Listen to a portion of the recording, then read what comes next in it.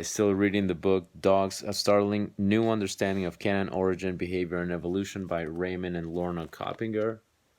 That's a really good book so far. I've gotten to learn some new perspectives. The book itself is not so much about dog training as much as it is about the origin of dogs, right? So this part that I just finished reading, this section that I finished reading is very interesting because it's talking about the critical imprinting period, which we know now that it's between really neonatal when they're first born all the way to 16 weeks of age. Obviously, as we break it down a little bit more, you could say the first socialization period is from week one, or day one, all the way to week six, and then we know that after that, the second socialization period, which is known to be the most critical imprinting period, is from week 6 to week 16. So in the book, he suggests, or the author suggests, that it is actually maybe even from week 4, and even once or twice he says that it's from week 2 to week 16. So how he goes into this is the by the use of the sheepdog. So he uses the sheepdog as the example. So the sheepdog, as written in this section right here, back when Darwin made his first observation when he went to South America. So this is where this is what he. I'm going to read a little bit of it. So it says, while staying at this stance, this is from Darwin. This is Darwin back in 1909, right? So while staying at this estancia, I was amused with what I saw and heard of the shepherd dogs of the country. Not the herding dogs, but he's talking about the guardian, the sheepdogs. When riding, it is a common thing to meet a large flock of sheep guarded by one or two dogs, at the distance of some miles from any house or man. I often wonder how so firm a friendship had been established. The method of education consists of separating the puppy, while very young, from the bitch, and accustoming it to the future companions. An ewe is held 3 or 4 times a day for the little thing to suck, and a nest of wool is made for it in the sheep pen. At no time is it allowed to associate with other dogs or the children of the family. The puppy is moreover generally castrated, so that when grown up, it can scarcely have any feelings in common with the rest of its kind. From this education, it has no wish to leave the flock, and just as another dog will defend its master, man, so will these, the sheep. So this is kind of going back to the book. The author, reads, note that he says nothing about their breed, special breeding, selection, or anything to do with genetics. Breed is not an issue. In fact, from Darwin's description, one has no idea what the dog looks like or how big they are. My guess is they are not much more than useful village dogs adapted to the flock. Darwin was such a good reporter, surely he would have said something if these dogs were really big or beautiful or strikingly special in some way. So the author goes into saying that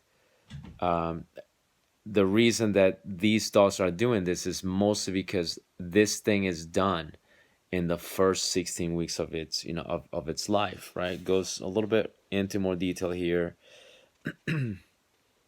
150 years after Darwin's observations, when biologists Hal Black and Jeffrey Green were trying to teach modern-day ranchers in the western United States now to raise and train livestock guardian dogs, they reproduced the recipe used by Navajos to develop their flock guardians. They acquired this recipe by observing Navajo sheepdogs.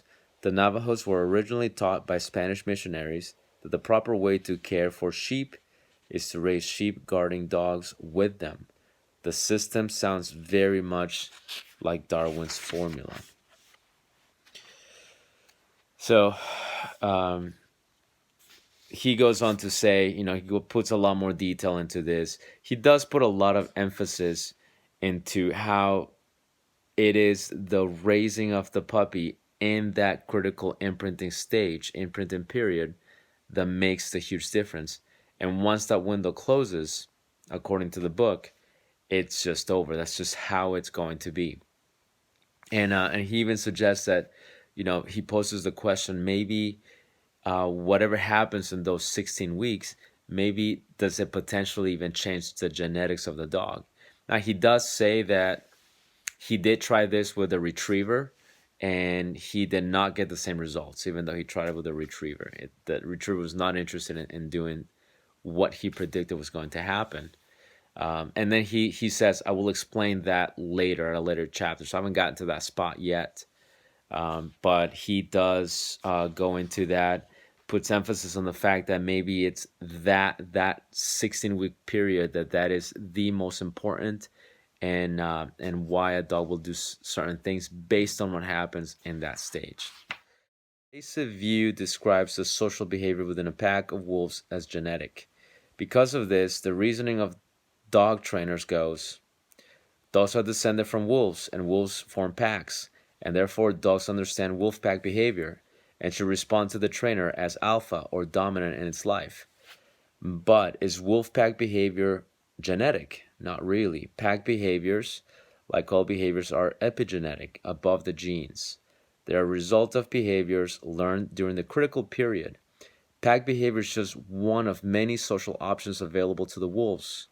If dogs don't develop pack social behavior during their critical period, there is no sense in trying to simulate pack leadership after that social window closes. Pack behaviors are much more complicated than just hierarchies of social status. They are learned through social play and care soliciting behaviors during the juvenile period. A trainer who pretends to be the alpha leader of a wolf pack, say, by turning a dog over onto its back and getting down and growling at its throat, is intimidating the dog, no doubt. But to a dog, the message is not what the trainer thinks it is. Teaching and learning are seldom facilitated by intimidation. A dog doesn't learn how to sit from a trainer who intimidates it, simply because the coercion diverts the dog's attention away from the task and towards its social status. An alpha wolf is not trying to teach a pack member anything, especially to sit. The fact that so many believe the wolf pack homology and use it in training a dog is really a testament of how little is understood about canine behavior development. In another part of the book, he does say that, contrary to popular belief, most dogs around the world are not pack animals. They can be, but they're not. In general, they are not. But the simulation, the example that he put here, the difference between the wolf and the dog, something that a lot of us already know. But he's very right about this whole thing, with the alpha and the pack leader mentality that a lot of dog trainers have. And, that doesn't mean that you can't have leadership. Leadership and, leadership is one thing. Being the quote unquote alpha and sit on your dog and do all kinds of weird shit like that. Naturally, that doesn't, that's what he's talking about, that is not how it is.